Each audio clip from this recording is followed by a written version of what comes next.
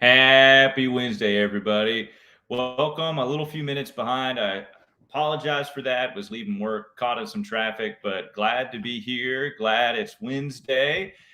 One day closer to the tournament, but actually the tournament starts tonight. I think we're under 2.5 hours till lock. Excited to run through the card here for the Zozo. Again, not a super exciting field, but with some unknowns and a weaker field, maybe combined with the no cut event, it actually could be DFS gold. And I'm really kind of looking forward to diving in a little bit. I have the ownerships popped up, and we may just run through that. First, but actually, what I'll touch base on is what I think kind of the state of the industry. I guess we'll talk about as we head into Zozo. And I kind of mentioned on the game theory article that obviously a lot of the ownership, and we'll see it here soon, are going to be condensed to the 10K and above guys, maybe kind of minus Fleetwood. He's not coming in super highly owned. And so we want to think about, okay, how do we want to attack then the Zozo? Likely your lineups are already finished and you're done tinkering, but we do kind of want to consider, are my lineups unique? Again, this is a shorter field, so we have the higher opportunity of duped lineups. And are they the type of lineups that can win GPPs? Again, I keep saying this, and I've said it all week, when you get a lot of unknowns, we have some Asia Tour players. What tends to happen is our minds want security. Unknowns can equal some insecurity, so lack of safety, we're not sure, and so our minds naturally lean into security. So let's play the guys we know. Let's play the guys that have been playing a lot recently. Let's play the guys we have a ton of strokes gained data. Well, that whether we know it or not is or develop some type of groupthink, and we don't want to get into that groupthink. We want to kind of ease those parts of the brain that are pushing us in that direction, and we want to dive in to find some players that are going to be very contrarian, that are going to help us win the GPPs. That's the key. That's what our goal is every single week, and that's what we're here to do. We're not here to min cash. We're not here to, I'm not here to talk about what to do in double ups and cash games. We're here to win GPP. So let's dive in. Let's get cooking. Let's go over some strategy. Again, so what I'm talking about, or I guess my strategy this week is I'm fading in a lot of lineups the whole top of the board. So no Xander, no Colin, no Matsuyama in a lot of lineups. But then I might sprinkle one or two in with other contrarian builds. The guy I like most in that range is Zalatoris. It goes without coincidence that he's one of the least owned in that range of I would call him the stud range. He's 14%, and we have Colin at 25, Xander at 30, Decky at 18, which is a little surprising. I thought he might be a little higher owned, and we'll go into that. So what I'm thinking is, okay, I'm not going to start my lineups what the majority of people will do with Xander and Hideki and whatever. I'm going to go start to guys that I really like, one of which we'll get to later, but maybe Sam Ryder. I might start there. One unique strategy that a lot of people talk about is don't start your lineups from top to bottom. Start them to bottom to top. A unique way. So I'm going to share my screen here. Let me see if I can get this cooking. Here we are.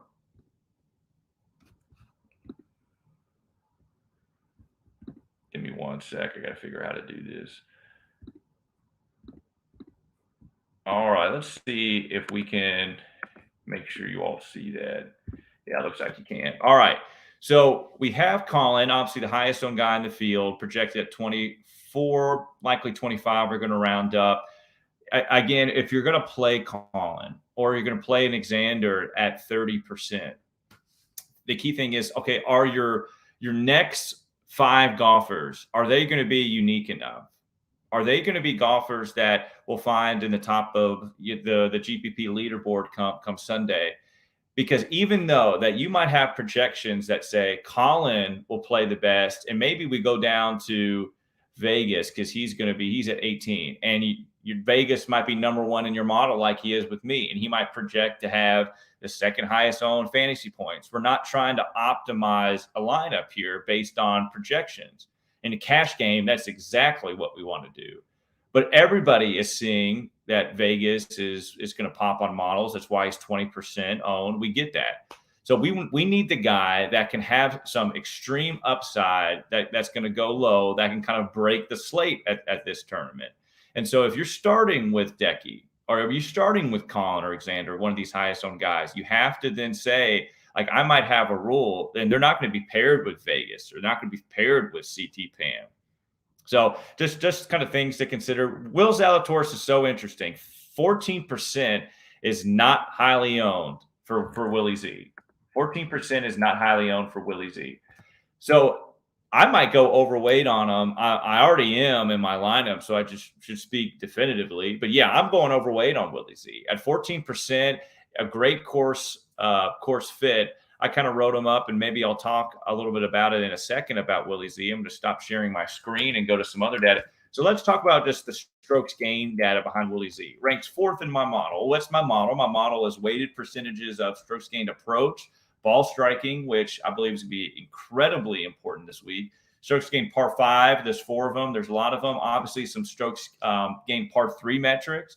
Birdie or better off the tee is incredibly important this week. Driving accuracy in the tournament that was last played here, we kind of look at that data and said it was very important.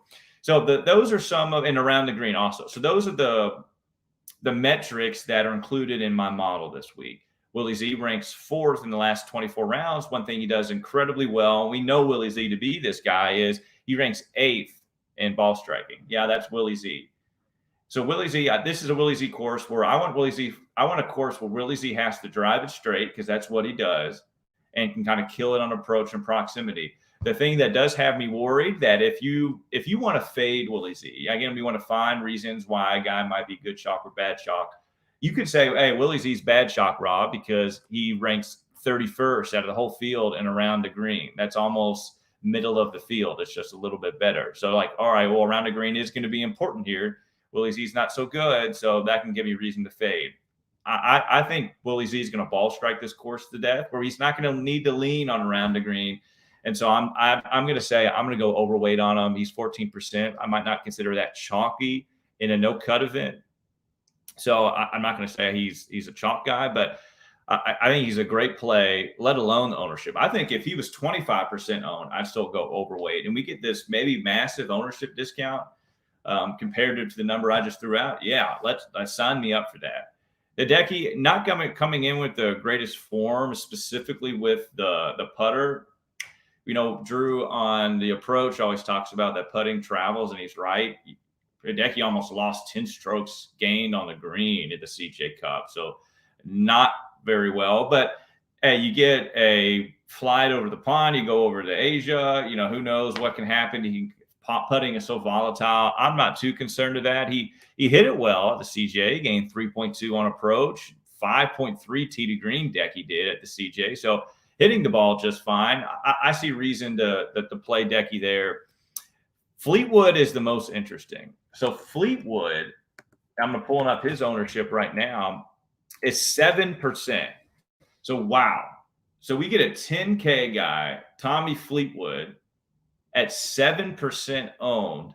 And sure, he's not coming in like a Colin is, but we know the upside that Fleetwood has. I talked about it last week. He was one of my big plays at the CJ Cup, and I mean, he did okay. He kind of showed up a little bit on Thursday. He finished 38th, kind of middle of the field. Didn't hit it all well that on approach, but what we know about Fleetwood over his career, what his strongest strokes gained metric is tee to green. We have 83 rounds measured for Tommy Fleetwood, and his highest metric within that is tee to green. That's exactly what you need here. So nothing about his game says he's projecting. I mean, we just saw him at the CJ Cup. He played well at the Dunhill links and across the pond in England or Scotland, wherever that is played. I know it finishes at St. Andrews. So he played well there. I think he finished 7th in green regulation. So he played well there. I'm not holding too much stock in the CJ Cup performance. I think he's just a great leverage buy. And now seeing that his ownership was updated to 7%, I'm gonna buy in more on Fleetwood. How could you not? Fleetwood could be a GPP winning play, because if he wins and DraftKings and all these other fantasy sites and betting odds say it's not far-fetched that he can't win. I mean, he's the fifth highest priced guy. 6, you take away Casey. So he said, yeah, he has a great opportunity to win. And you get a guy who drafting thinks is going to be the 6th or 7th most likely guy to win at 7%. All these other guys are 25%. Well, sign me up. And you can actually make contrarian lineups where you could have Decky or Colin or Morikawa and Fleetwood in the same lineups with how maybe big upside these 6K guys. And so take that with a grain of salt, upside. I don't know if they have win equity, but some of these 6K guys, I think can make a noise, especially in no cut event. So just a few things to kind of consider. Ricky's a little interesting. I'm not sold yet on Ricky. His Sunday at the CJ was a little concerning. Coming in 11% though, that's not terrible. Neiman, this is a Neiman course. I get he's 15%. He's right where we should be. Noren is interesting. We want a guy that can hit it tee to green. Noren is very interesting at 8% and a guy that can make a ton of birdies. So really, really like Noren. Siwoo, I've tried to roster Siwoo the last 2 tournaments. Hasn't worked out. Not rostering him here. EVR, I can kind of get behind. He's projected at 6%. Fanshare says his course form is not great for this, and I can kind of agree. I don't know if this is a really good course fit for EVR. So I'm trying to pull up some statistics that behind that. Yeah, off the tees 24th, and you think, gosh, that's not bad, or approach is 19th, and we think, well, that's not bad. Or remember, there's only 70-something players in the field, and if he's 9,500, I want to roster a golfer that's 9,500 that's kind of like Keegan right below him, that ranks 2nd on approach, that ranks 3rd on ball striking. Being in the 20s just isn't going to do it for me. So speaking of Keegan, this is a Keegan course. Keegan can ball strike this course to death. Yeah, we know what his putter is, and he hasn't been playing all that well. But Keegan right now, I think if Keegan didn't play a tournament at all in this fall swing and just showed up now for the Zozo, he wouldn't be 10% projected owned. He'd be more like 20. And so we could argue that maybe we get an ownership discount and there's some value that opens up with Keegan. But to me, I feel like this is a Keegan course. Fanshare says has some good course history. I don't have that pulled up, but you get some good course history. A Keegan course, 10% owned Keegan, sign me up. I like that a lot. Not big on Mav, not big on Tringali. Grillo is interesting. Hughes has the putter rolling, very hot. He just needs to get he's not trending well though with the ball striking numbers. And if you want specifics on that, I think on approach and off the tee, I'm pulling that up right now, in his last 3 or 4 tournaments have not been good. Yeah, the putting's been fire. Gained 4.1, 5.9, 1.1, 4.8 on approach. Hasn't lost strokes gained putting incredibly since the Travelers, but lost 0.9 on approach at the CJ Cup. Lost a silly almost 3 strokes on approach at the Sanderson Farms. Lost 2.3 in the BMW at August. So you see what I'm doing. But what I'm more concerned about with Hughes is the off the tee game. We need to be in the fairway here to have scoring positions. And I think we'll see some big numbers. It's an easy course. The scores will be low, but it's not as easy as we saw at the CJ and Sandersons. So off the tee is key.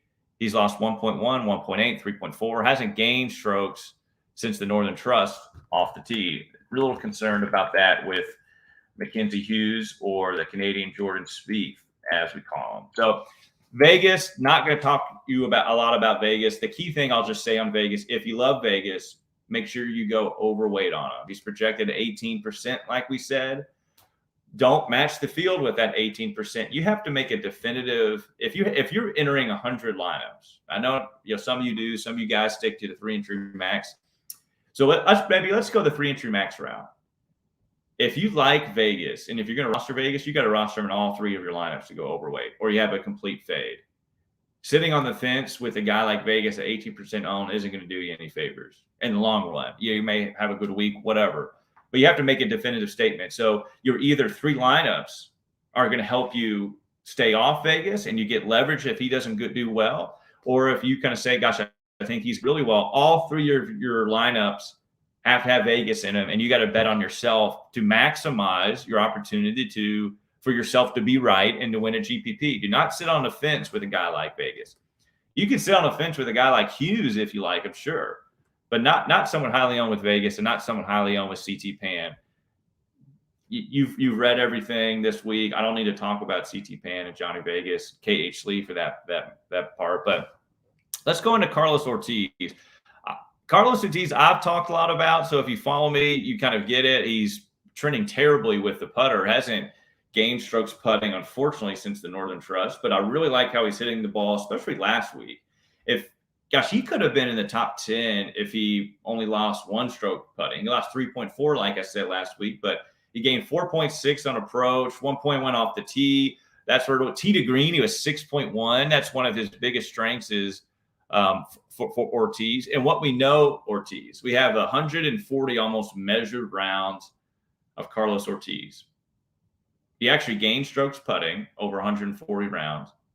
Recently, he's lost a bunch, so maybe we have positive regression, but he performs well off the tee and tee to green. That's what we need this week. I like Ortiz. He's projected. Let's pull that up. Hold on a sec. Projected at 9%, solid. I get it. He's in the 8K range. Ortiz, really, really like it. There's a lot of Palmer love. I get it. A lot of Palmer love. And there's a lot of Schenk love. Adam Schenk is projected at 16% owned. Is Adam Schenk worth? So I always talk about, don't look at salary so much as a guy value. Not look at ownership, because that's really that.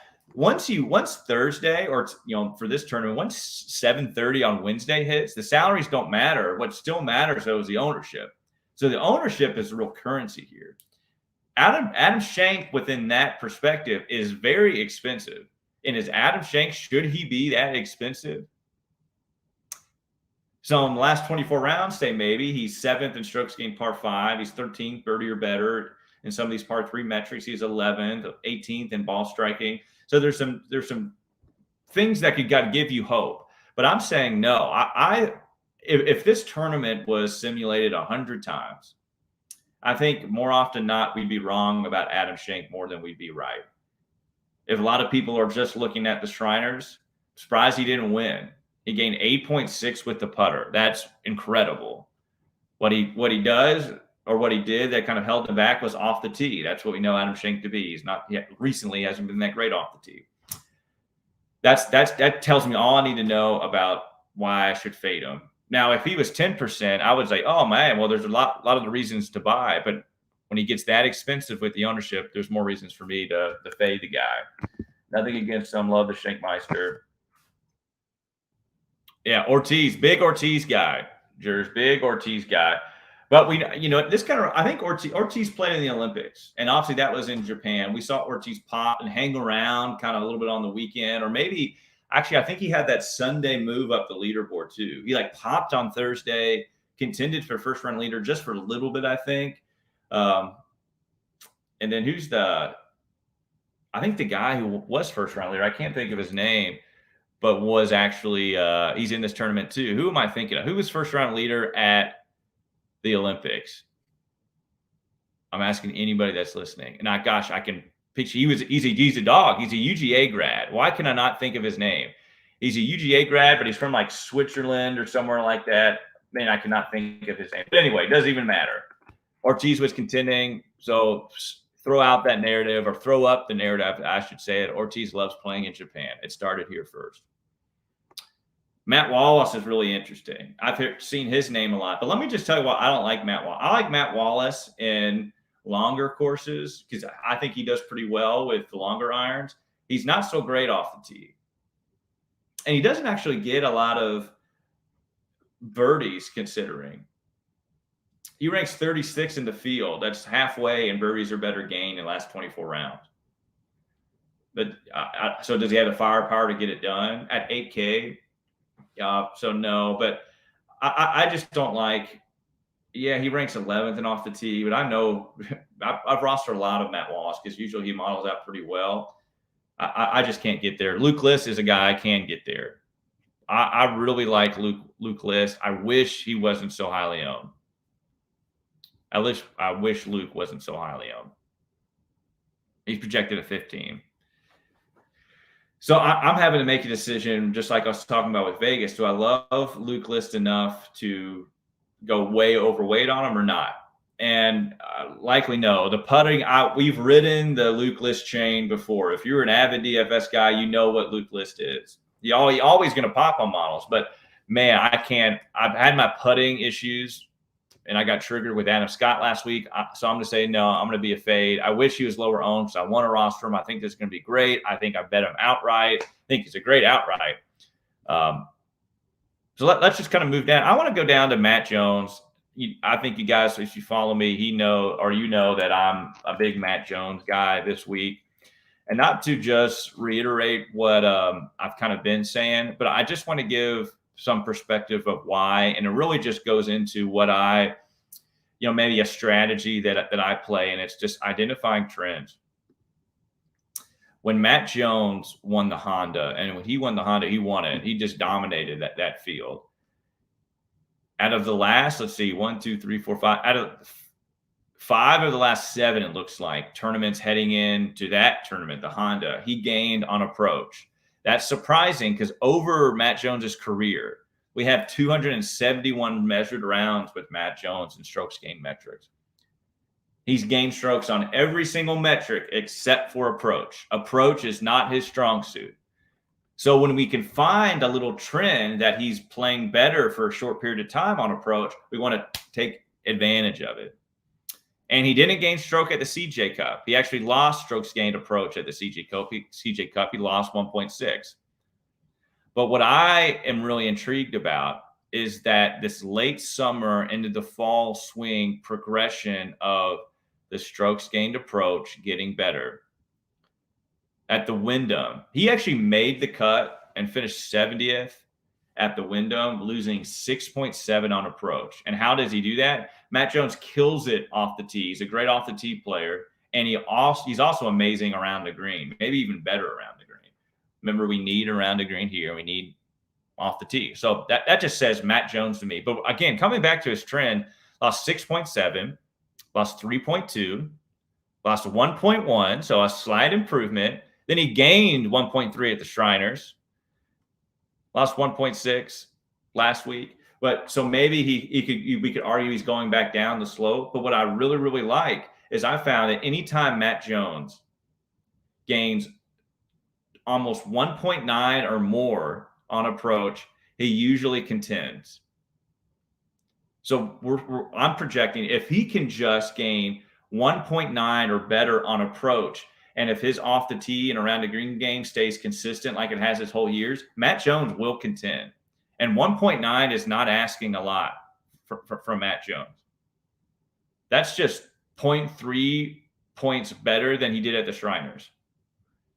So I really, really like that. It's not the outright possibility. He doesn't have to amaze somebody with his iron play. If he just be consistent to who he is off the tee and around the green, Matt Jones can win the tournament. I bet him outright. But he's definitely a great DFS play.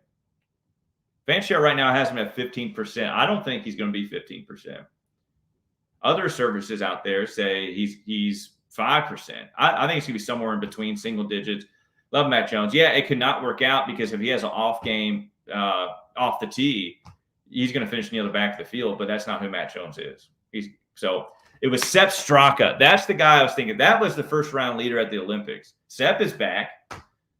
Don't like him, though. Sepp is back. Brendan Steele is interesting. I'm going to wrap this up soon. Brendan Steele's real interesting. Guy that can, when he's playing well, guys can hit it really straight, great on approach, pretty decent around the green. We saw that at the Honda. Maybe this is just a Honda East. I don't even know the name of the course, but the ZoZo's Honda East. So we got Brendan Steele, we got Matt Jones. Let's do it. Sam Ryder. I wrote Sam Ryder up in the game theory play. Let me just tell you why Sam Ryder is such a good play. 6,700, low owned, single digits. In the last 24 round in the whole field, the cat ranks 6th on approach, 9th ball striking, 1 in birdie or better gained. Isn't that wild? Out of like Decky, Colin, Alexander, it's actually Sam Ryder in the whole field is number 1 in birdie or better. Sam Ryder, 6,700, single-digit ownership. Great at longer par threes. Not so great around the green, but birdie or better, he's number one. I couldn't believe that. So big Sam Ryder guy. Big Sam Ryder guy. People were talking about Jimmy Walker earlier in the week. He withdrew. Don't play Jimmy Walker. Don't have him in your lineups. Matt Neesmith, we've seen some life from one of the better ball strikers on tour, but one of the worst putters too. Gained 6.4 at the Shriners. He can ball strike this course to death. I'm going to finish up. I know there's a lot of these Asian Tour players are out there, and I'm just going to talk about one. That's Hoshino. We saw Hoshino. He was everybody's sleeper at the Olympics. If you remember, he was the other golfer from Japan outside of Deki. So he's Japanese. He's familiar with this course. He's a 3-time winner on the Asia Tour, I think this year. He's a young guy, and the Japanese love him. I think he's going to be the next big thing. I like Hoshino to continue. Single-digit ownership, 6,200. Actually, you know what? For the courses we do have, we have 24 rounds of Hoshino measured, but they're so scattered, it's hard to be consistent. But he's actually pretty good off the tee. And actually pretty good on par fives too, surprisingly. So the other guy, let me just give a shout out to Wesley Bryan, coming off injury, but this is a course fit for Wesley Bryan. I haven't seen many Harbor Town comps. I know it's not Pete Dye, but it looks like some of these sight lines are similar to Harbor Town, where if you're in the wrong part of the fairway, you might not have a great shot at the green, especially when these 2-tier greens. If this was Wesley Bryan and he's been healthy for a while, this is a Wesley Bryan course, a guy we need to be accurate off the tee, can ball strike, can have some around the green game. I like Wesley Bryan. But he's going off injury, so who knows? But the big guy is Sean Norris. Sean Norris, who won the Japan Open Championship or whatever it was, the Japan Open just last weekend. So he's already been in Japan. He won it and he killed it. He coasted on Sunday. I think he had like an 8-shot lead, whatever, going into Sunday's round. He shot a 70, still won by 4 or 5. Beat third place by like 8 strokes, something wild like that. And the tournament before, he finished 5th. So we get Sean Norris, who's a minimum price, $6K on DraftKings. Sign me up. I'm going to take a few darts. And he's one of those guys that you could fill in, and Hoshino, you could fill in. And if you want Fleetwood and you want Xander in the same lineup, throw a Sean Norris in there. That'll open up some salary. That'll make it contrarian. Sean Norris is getting talked a lot about, though, in the industry. I kind of mentioned him Monday night, and I was kind of excited because I was like, gosh, no one's talking about this guy. He's been coming in great form. And so I brought him Monday night, but then now everybody's talking. Everybody saw what we saw. Well, good deal. I hope that helps. Lineups in just 2 hours now, or lineup lock, I should say, is just 2 hours. Reevaluate your lineups 20 minutes before lock and ask yourself, are these GPP lineups or are these safe cash-looking lineups? Don't be afraid to throw in some Brendan Steele or Ryan Palmer or Hughes or one of these guys. I probably should talk about Norlander. He's going to be highly owned. But just like what Norlander does, models out well. So I'm going to say models out well. I'll tell you. 8th around the green, check. Stroke gain par 5, 8th, check. Stroke gain approach, ranked 7th, check. Ball striking 13th. Yeah, it's a good play. He's just chalky. Let me just tell you what his ownership is real quick. Henrik, the other Henrik, 15%. Yeah, I would much rather pivot to Todd. Todd Court. A lot of Munoz lovers. Pivot to Munoz. There's some Pat Perez love out there. He's only 7% owned. Pivot to him. All right, guys, good luck, and gals. Good luck today. If you're staying up and watching night golf, enjoy it together, and good luck. And let's have some fun and cash some tickets. See you guys.